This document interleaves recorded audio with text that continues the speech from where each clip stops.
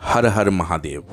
नमस्कार, मैं परिमल कुमार आप सभी को एक बार फिर से मेरे इस YouTube चैनल पर बहुत बहुत स्वागत करता हूं। दोस्तों, आज हम बात करने जा रहे हैं गुजरात के सौराष्ट्र क्षेत्र में बैरावल बंदरगाह में स्थित सोमनाथ मंदिर की, जिसकी गिनती 12 ज्योतिर्लिंग में सर्वप्रथम ज्योतिर्लिंग के रूप में होती है।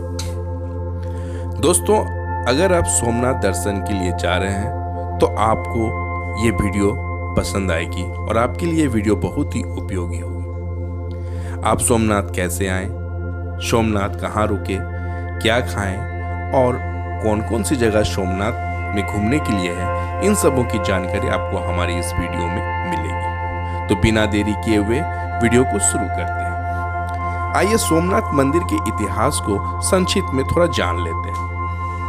सोमनाथ मंदिर का निर्माण स्वयं चंद्रदेव सोमराज ने किया था। इसका उल्लेख ऋग्वेद में मिलता है। इस मंदिर को सर्वप्रथम महमूद गजनी ने हमला कर उसकी संपत्ति लूटी और उसे नष्ट कर दिया। इस प्रकार कुल 17 बार इस मंदिर को तोड़ा गया और लूटा गया। इस समय जो मंदिर खड़ा है उसे तत्कालीन गृह मंत्री सरदार वल्लभ भाई पटेल ने बनवाया था। दोस्तों, हमारी यात्रा की शुरुआत मुंबई के बोरीवली स्टेशन से होती है। हमने अपनी ट्रेन बोरीवली से दोपहर 2:05 में पकड़ी और अगले दिन सुबह 7 बजे बैरावल स्टेशन ये पहुंच जाएगी। आप किसी भी शहर से सोमनाथ दर्शन के लिए आ रहे हो तो आपको बैरावल स्टेशन पर उतरना ही पड़ेगा। सिर्फ बैरावल स्टेशन ही है जो सोमनाथ के नजदीक है। स्टेशन से बाहर निकलकर आप जैसे ही आएंगे आपको ऑटो, टैक्सी, बस किसी भी माध्यम से सोमनाथ आप पहुंच सकते हैं। आप जैसे बाहर आते हैं बैरावल स्टेशन तो आपको ऑटो रिजर्व में 150 से 200 रुपये का चार्ज करते हैं और शेयर में जाएंगे तो 20 रुपये प्रति व्यक्ति के हिसाब से ये लेते हैं। हमने ऑटो पकड़ ली और सीधा सोमनाथ की ओर रवाना हो गए। सोमनाथ पहुंचकर हमने पहले से ही ऑनलाइन सोमनाथ ट्रस्ट द्वारा लीलावती अतिथि गृह में double bed non AC room book करा के रखा था, जिसकी चार्ज 700 रुपये प्रतिदिन है। सबसे पहले बुक किए हुए अतिथि गृह में पहुंचने होते हैं, जहां पर रूम के लिए एक पर्ची में लिख कर देते हैं, जिसमें बगल में बनी रजिस्टर ऑफिस में आपको रजिस्टर करना पड़ता है। उसके बाद वापस अपने बुक किए गए अतिथि गृह में आकर अपने रूम की चाबी लेकर आप अपने रूम की ओर जा सकते हैं। और चेक इन टाइम 11 बजे है और चेकआउट 10 बजे। लीलावती अतिथि भवन के अलावे यहाँ पर सोमनाथ ट्रस्ट द्वारा और भी अतिथि भवन है। महेश्वरी अतिथि भवन, सागर दर्शन अतिथि भवन, आप जो भी पिक्चर में देख रहे हैं वो महेश्वरी अतिथि भवन है। हर अतिथि भवन में खाने के लिए आपको डाइनिंग हॉल भी मिलेगा और डाइनिंग के टाइम सुबह 11 बजे से 3 बजे और शाम 7:30 बजे से रात्रि के 11 बजे। अगर आप अपने गाड़ी लेकर आ रहे हैं तो इसके लिए पार्किंग की भी व्यवस्था यहाँ पर की गई है।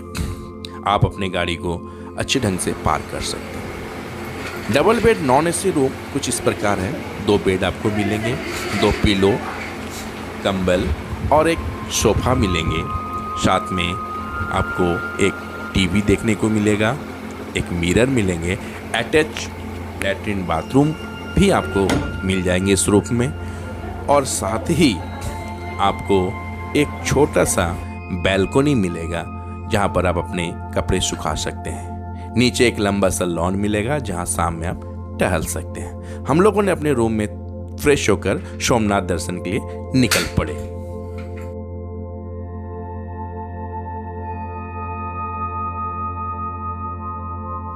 हम लोग सोमनाथ मंदिर के मुख्य प्रवेश द्वार की ओर पहुंच रहे हैं। आपको एक बात बता दें, सोमनाथ मंदिर के अंदर किसी भी तरह का इलेक्ट्रिकल सामान ले जाना वर्जित है। मोबाइल, चार्जर, स्मार्ट वॉच, इस तरह के कोई भी इलेक्ट्रिकल सामान आप अंदर लेके नहीं जा सकते, जिसके लिए आपको या तो होटल के रूम में छोड़ के आना पड़ेगा या फिर यहाँ पर फ्री में कुछ लॉकर है रखे हुए हैं जहां पर आप जमा करके कूपन लेके आप मंदिर की ओर प्रवेश कर सकते हैं। मंदिर में प्रवेश के लिए पुरुष और महिला दोनों का अलग अलग कतारें मिलती हैं। दोनों अंदर जाके मंदिर में दर्शन कर सकते हैं। मंदिर के अंदर किसी भी प्रकार का फोटोग्राफी आप नहीं कर सकते हैं। आपको जो भी फोटोग्राफी करना हो आप मंदिर से बाहर निकलकर आप बाहर से ही मंदिर का फोटोग्राफ कर सकते हैं।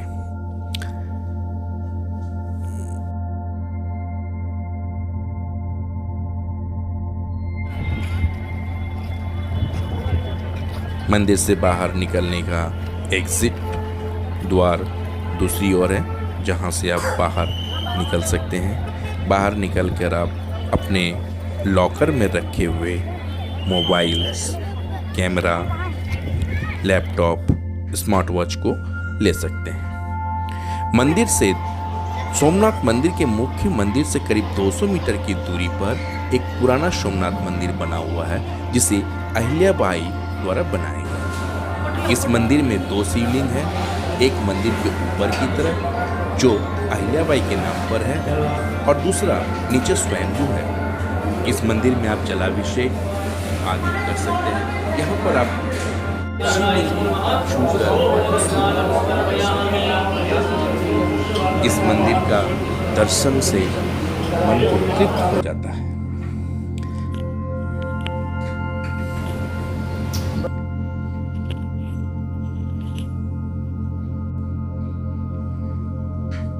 इस मंदिर के प्रांगण में एक अहिल्याबाई का स्टैचू भी बना हुआ है, जिसे आप देख सकते हैं।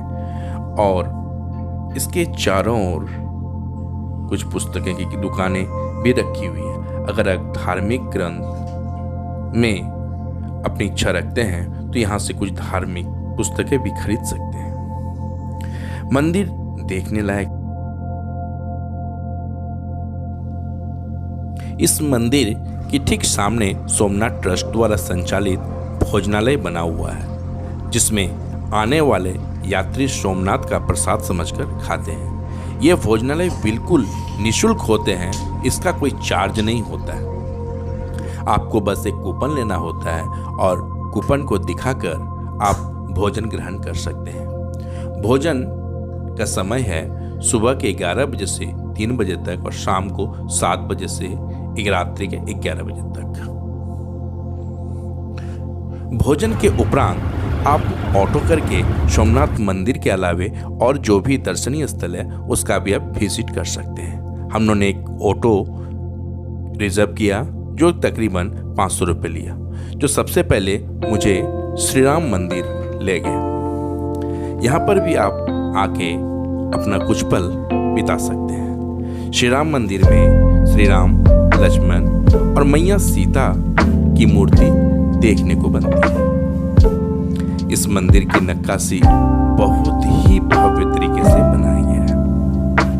यहाँ पर आप सीताराम सीताराम वहाँ पर रखे कुछ डायरी में जितनी बार 101, 1001 और लिख सकते हैं। इस मंदिर के चारों ओर एक गैलरी बने हुए हैं। उस गैलरी में आप भगवान गणेश के बहुत सारे प्रतिमा विभिन्न रूप में रखे हुए हैं, जिसे आप देख सकते हैं।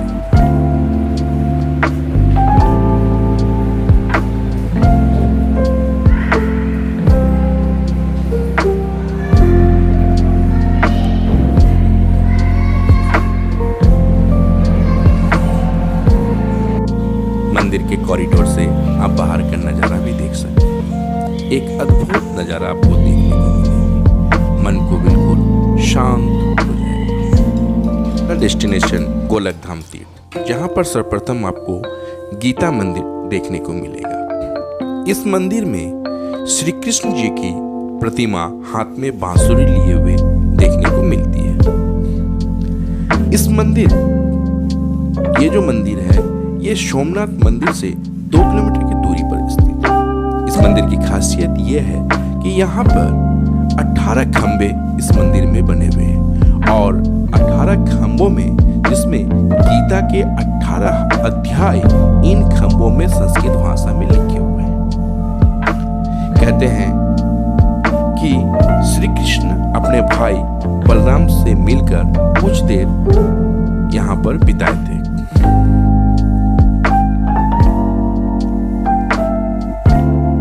यदि आप सोमनाथ दर्शन के लिए आते हैं तो गोलक धाम तीर्थ का दर्शन अवश्य कीजिए, क्योंकि इसी गोलक धाम तीर्थ परिसर में ही आपको गीता मंदिर, श्री बलदेव जी गुफा, श्री लक्ष्मी नारायण मंदिर, श्री कृष्ण चरण पादुका, काशी विश्वनाथ मंदिर, श्री महाप्रभु जी की बैठक और श्री भीमनाथ मंदिर को देखने को मिलेगा। एक ही स्थान पर इन सब चीजों को देखने को मिलेगा।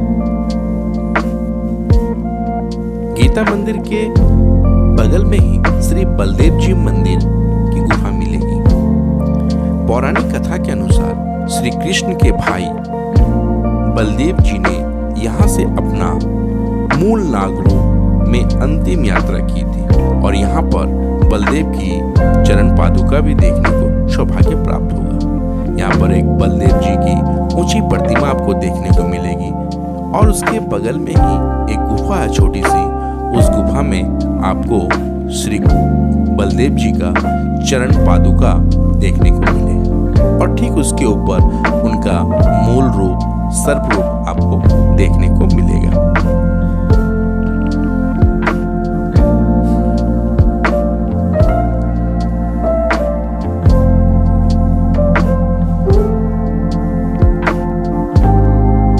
इसके बाद हम पहुंच जाते हैं श्री लक्ष्मी नारायण मंदिर, जो इसी परिसर में ही स्थित है। यह मंदिर भी अद्भुत देखने को मिलती है। इस मंदिर की कलाकृति आपको देखने को मिलेगी। मंदिर के चारों ओर लक्ष्मी और नारायण के विभिन्न रूपों की पोस्टर और प्रतिमा लगे हुए हैं। आप इस मंदिर का नजारा देखिए, देखने को बनती है।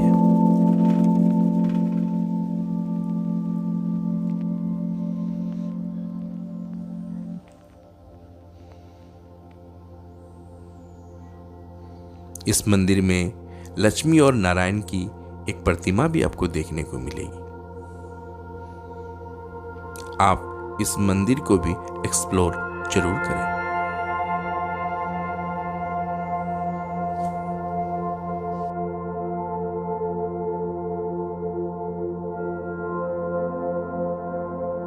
जैसे आप मंदिर से बाहर निकलेंगे, इसी परिसर में आपको श्री कृष्ण की चरण पादुका के दर्शन प्राप्त होंगे। ऐसा कहा जाता है कि जब श्री कृष्ण को भालका तीर्थ में बाण लगा था तो इसी स्थान पर अपना देह त्याग कर बैकुंठ धाम चले गए थे और अपना चरण पादुका यहीं पर छोड़ गए थे। और इसी के पीछे ही आप हिरण्य नदी को बहते हुए भी देख सकते हैं और साथ ही साथ इस अद्भुत नज़ारे को भी आनंद ले सकते हैं। डेस्टिनेशन सूर्य मंदिर। ये सूर्य मंदिर बहुत ही प्राचीन सूर्य मंदिर है।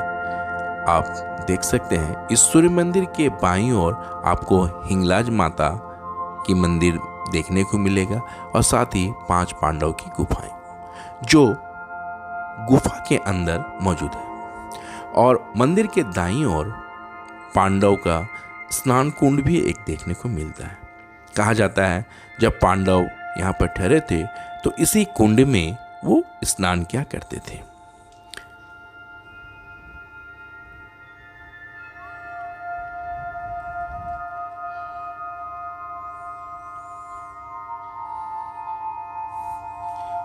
आप इस जगह को अवश्य एक्सप्लोर करें।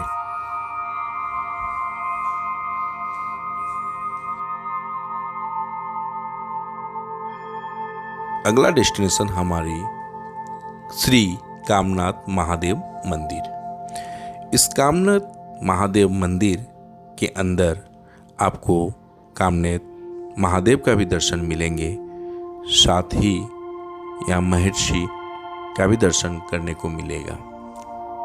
इसके अंदर आप जैसे ही पहुँचेंगे आपको 12 ज्योतिर्लिंग का अद्भुत नज़ारा भी देखने को मिलेगा। आप इस जगह को अवश्य पधारें।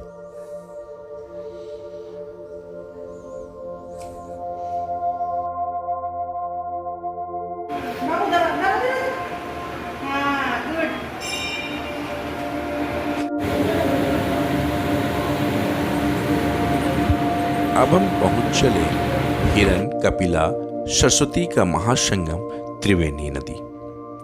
त्रिवेणी संगम, इस जगह पर 3 नदियों का संगम होता है।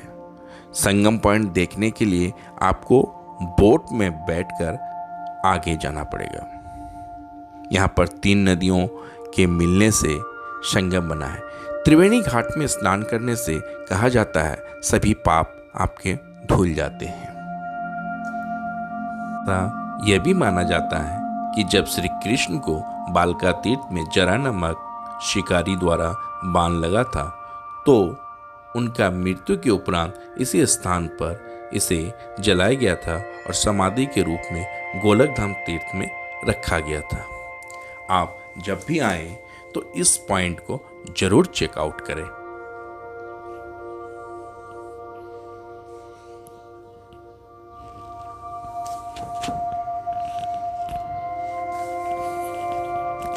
अगला डेस्टिनेशन भालका तीर्थ। यह सोमनाथ मंदिर से 5 किलोमीटर की दूरी पर यह भालका तीर्थ स्थित है। कहा जाता है जरा नामक शिकारी ने श्री कृष्ण को इसी जगह पर तीर मारा था जब श्री कृष्ण एक पीपल के पेड़ के नीचे बैठे हुए थे। इस मंदिर का जो नक्काशी है वो अद्भुत है, ये देखने को बनती है। ये मंदिर का परिसर काफी बड़ा है, आप चारों ओर घूम के भी देख सकते हैं।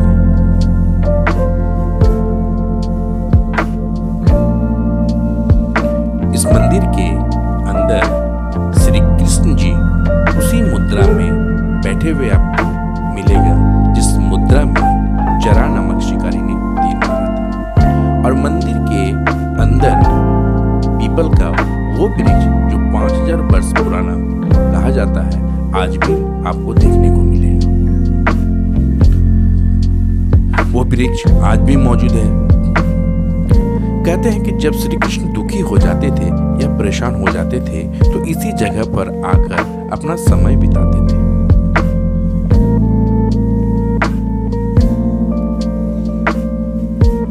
आप मंदिर के अद्भुत नजारे को अवलोकन कर सकते हैं। मन को एक अभूत शांति प्रदान करती है। आप इस मंदिर पे कुछ देर बैठ सकते हैं, आत्मचिंतन कर सकते हैं।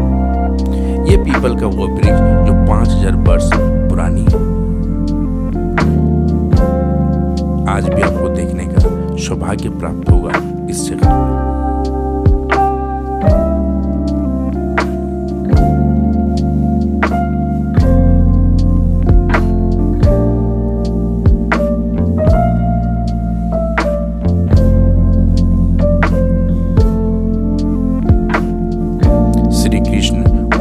में बैठे हुए हैं जिस मुद्रा में उसे बाण लगा था।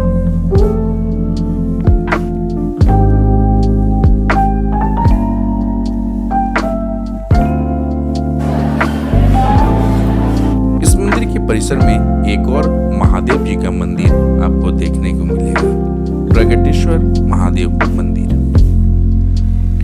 मंदिर के जस्ट पीछे यानी कि भालका तीर्थ में ही अंदर परिसर के अंदर आपको एक छोटा सा तालाब भी देखने को मिलेगा। आप इस जगह को अवश्य बताएं, मन आपका तृप्त हो जाएगा।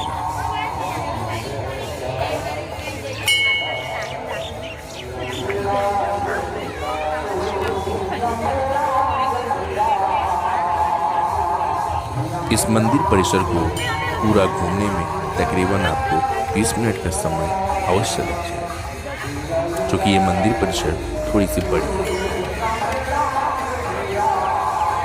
आप इस मंदिर को देखने के बाद सीधा चले आइए बाणगंगा। जी हाँ, बाणगंगा ये वह जगह है जहाँ पर आपको 3 शिवलिंग देखने को मिलेगा। ये सोमनाथ मंदिर से तकरीबन 4 किलोमीटर की दूरी पर स्थित है।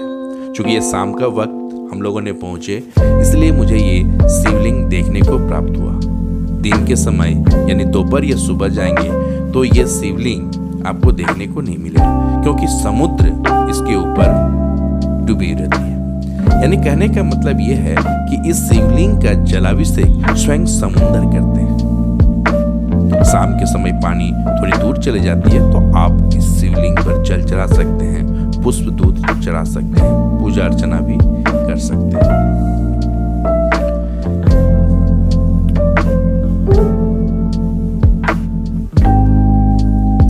हर हर महादेव।